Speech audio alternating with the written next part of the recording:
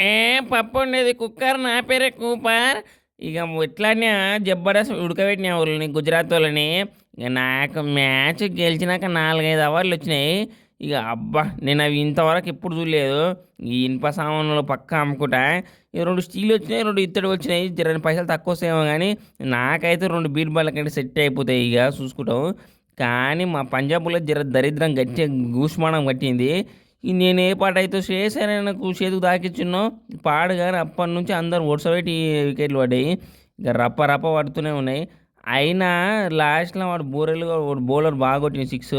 అయిపోయింది అనుకున్నాం కానీ సగం ఆగింది అయిపోయింది మ్యాచ్ అనుకున్నాం కానీ ఆ 6 కొట్టి మ్యాచ్ ఊపు లేపిండు. ఇంక అట్లే నేను తిప్పలు పడి వానల పడితే మ్యాచ్ గెలిపించిన.